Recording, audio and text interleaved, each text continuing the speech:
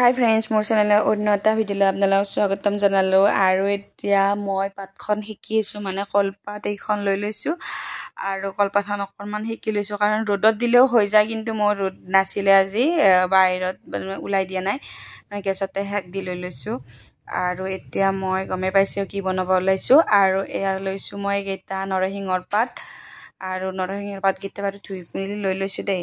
আৰু এইফালে লৈছো গিটা কচু পাত মানে কলা কচুৰ যে থুৰ বুলি কয় বহুতে থুৰ বুলি কয় আৰু কিছুমানে পাত বুলি কয় জনে যেনেকে ভাবে আৰু এইগিটা মই এইগিটা লৈ ললো কচু পাত আৰু এইফালে লৈছো মই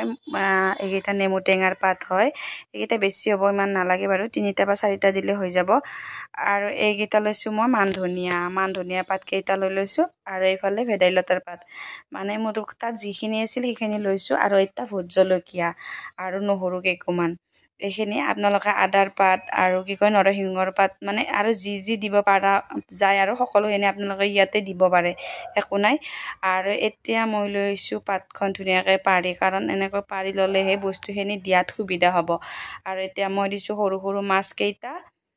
আৰু যেটুকে মোৰ তাত অকনমান বেছি মাছ আছিল আৰু এইগিটা মাছ ভাজিলেও লেহেৰা কিবা কেৰাহীটোত লাগি ধৰে গোটেই গিটা একেবাৰে পাতত দি থৈছো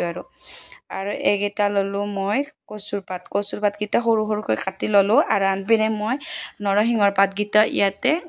ঠাৰি পৰা গুছাই পাত গিটা দি দিছো আৰু নৰসিংহৰ পাত গিটা এনেকৈ দি দিলো আৰু ইয়াতে এতিয়া মই দি দিম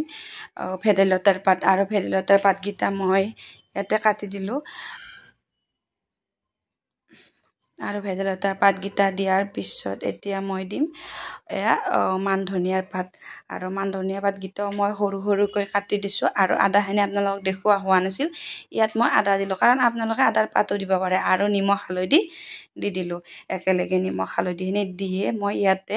ভোট জলকীয়া এটা দিছো দেখাই পাইছে সৰু জলকীয়া আপোনালোকৰ লগত যদি জাতি জ্বলা বুলি কয় নে কি সৰু জ্বলা গিটা সেইগিটাও দিব পাৰে আৰু মই ভোট জলকীয়া দিলো আৰু ইয়াতে দিলো কি কয় টেঙাৰ পাত গিটা ওপৰত তেনেকৈ দেখাই পাইছে আৰু এতিয়া কলপাতখন ধুনীয়াকৈ পকাই দিম কাৰণ এনেকৈ ললেহে মাছখিনি আমাৰ ভাল হ'ব আৰু এতিয়া আৰু মোৰ মাতটো আজি বহুত বেয়া হৈ আছে কাৰণ চৰ্দিও ভাৱ হৈ আছে আপোনালোকে শুনাত চাগে বহুত বেয়াই পাব নাজানো আৰু এতিয়া পাতখন এনেকৈ মেৰাই ললো আৰু এয়া যে মানে এইটো হৈছে কলপাতৰ যিটো ক্ষীৰ তলফালে থাকে সেইটো মই গুচাই লৈছিলো আৰু এই ক্ষীৰটোৰেহে আমি কলপাতখন এনেকৈ মেৰালে মানে জ্বলি নাযায় পাতখন কেৰাহীত দিলে বা টাৱাত জিন হওক যতে দিয়ে আপোনালোকে তেনেকৈ দিলে মানে পাতটোৰ এই ৰছীডাল মানে ছিঙি নাযায় ঢিলা হৈ থাকে খুব ধুনীয়া আৰু এতিয়া মই টাৱা পাতি দিলো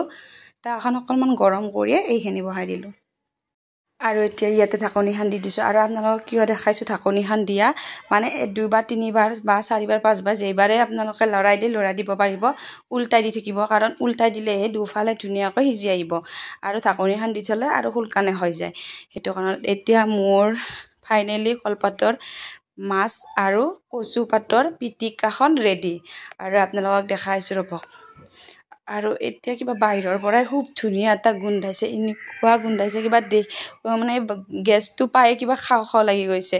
আৰু ভোট জলকীয়াটো চাওকচোন ইমান ধুনীয়াকৈ সিজি উঠিছে